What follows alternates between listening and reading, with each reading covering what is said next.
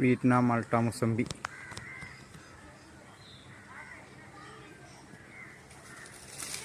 ഈ പ്രാവശ്യം ഇതിൻ്റെ ഷേപ്പിലൊരു വ്യത്യാസം വന്നപോലെ തോന്നുന്നുണ്ട്.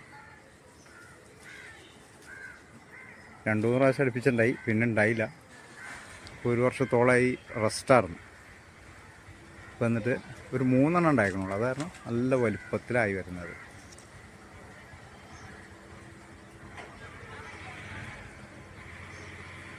ഇതാണ് ഇതിൻ്റെ പൂവ്.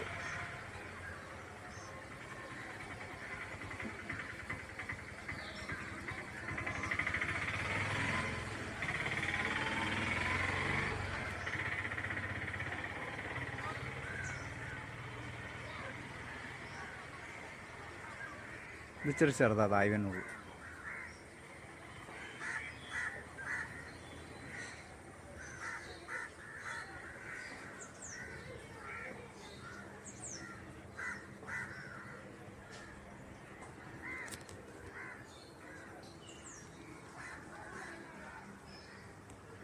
ഇത് പൂവുണ്ടായി വേറെ വിരിയണുണ്ടോ.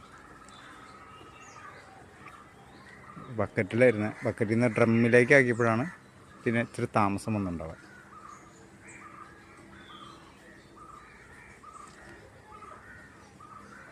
ഇത് ഇവിടെയുണ്ട്.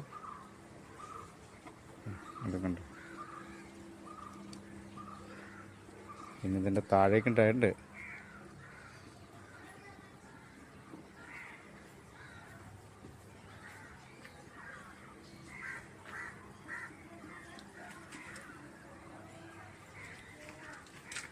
പിന്നെ ഇത് ഇവിടെയുണ്ട്.